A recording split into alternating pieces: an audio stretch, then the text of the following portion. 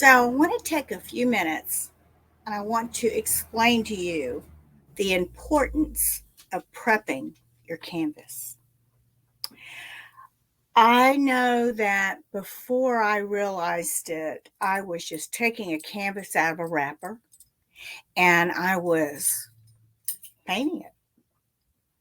And then I'd find that I had this waffly look. You've seen them. I don't have to tell you about them. They just are not tight. Then your canvas doesn't look good. Everything looks yucky. And you've done all this beautiful work on it. So I don't care if it is a 4 by 12, which are the worst, promise, or a 10 by 20, which I'm going to demo, or a huge canvas, like 40 inches long, 15 by 30, 12 by 24. You need to do this to every canvas, every canvas. Now, this one is a 10 by 20, and it honestly looks really straight. But I got news for you. When you spray it, you're going to see waffles. It just happens. So when you put wet paint on that canvas, that can happen. So the remedy is you take a sprayer, whatever you have, and you want to spray this entire canvas and on the sides, all four sides. You do not need to do the inside of the canvas. You're wasting your time. So I'm going to take this and I am going to spray it generously, and I am doing all of my sides. Woo, stop. Okay. So now I know you probably can't, but I can already see some waffling going on in this. It just happens. It just happens. So what you want to do is you just want to set it aside and you want it to dry. And as it dries, it's going to tighten up really tight. And that way you've got a nice tight canvas, so you have a beautiful piece of artwork to display. Now, also, if you're going to be adding glass, you really need a tight canvas. So, another thing that I do, and you can figure out what works for you best, is that you have to have a special saw. I cut styrofoam to fit the inside of the canvases. I use 2 of them, and then I make sure that when I set my canvas up and I'm ready to put glass on, I go ahead. While this is wet, I'm going to just go on and show you. I'm going to go on and I'm going to put the styrofoam in there and the other piece of styrofoam. Then you want to make sure that whatever you're using to raise your canvas on, because you don't want it to lay on a surface flat, because if the resin leaks, it's stuck. And you sure don't want to do it on an unprotected surface,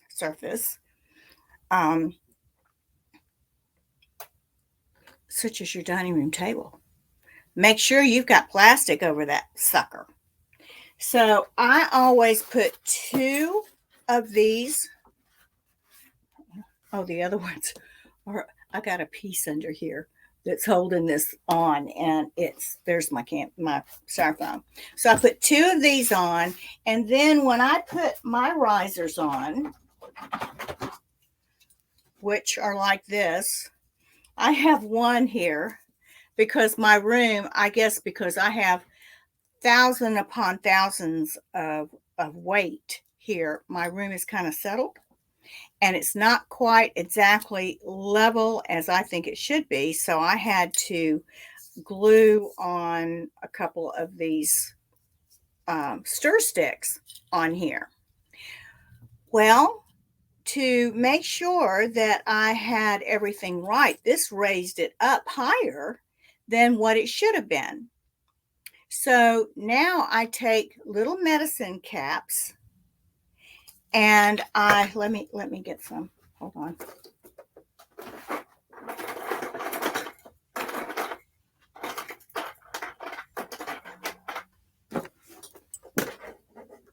So let me bring you down and I'll show you what I do.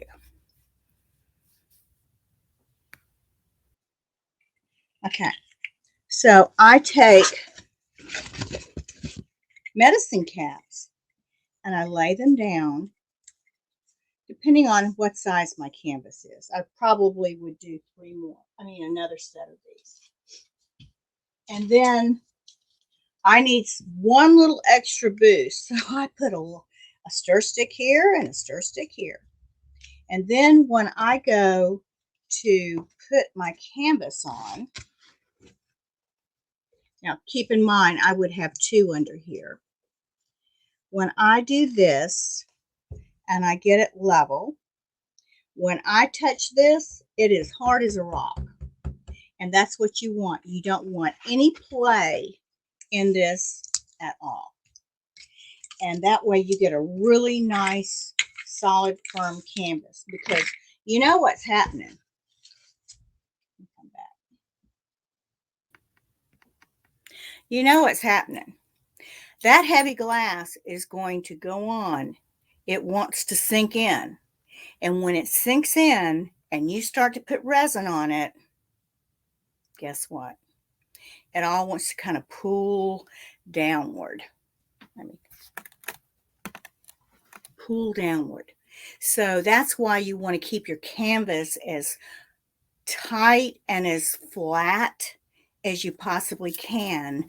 That way, you know you're going to have a great piece, and the resin is going to lay beautifully. It's going to not only be on the glass, it's going to flow on your canvas, and you're not going to get all these empty bare spots. At least I hope you don't. It takes a little learning, a little practice, but I know you can do it, and I believe that you can do it. And we'll talk about that again when we go to put glass and resin on the canvas. This fish is going to be awesome. So another thing I want to also remind you of is when you put your graphite paper on, you can do the typical graphite paper, but you might want to get the gray, to draw on, because you're going to draw your fish on before you ever paint your background, which we have done, and we are ready to paint this amazing mahi-mahi. So when you go to put your tracer on, make sure, because you're going to have 3 pieces, tape them, and you'll see where the lines meet. You'll see that. So you'll know exactly where to put them side by side. Put a little tape on each side to just keep them all together, but then use blue tape to come in and tape across the top of all 3 of those. And the reason you want to do that is because when you're tracing your mahi-mahi onto the canvas, you don't want it to slip. You don't want to do that. So if you have the blue tape on there and you can use a pen, a pencil, or if you have one of the little, what do you call those things? You know what I'm talking about. To tracing pins to trace it on. If you slip, it's still going to stay in place. So don't do it by chance. Go on and use a little bit of blue tape. So I was hoping this would be, well, it almost is. It is. It's just in the time we've been talking, it is dry. So let me see. Let me turn this light around. Can you see? Let's see. Can you see how tight that is? I don't know if you can or not, but I got to tell you, it's tight. It is very, very tight. And that's exactly the way you want it. You don't want any loose canvases. So I hope that has made a little bit of sense to you.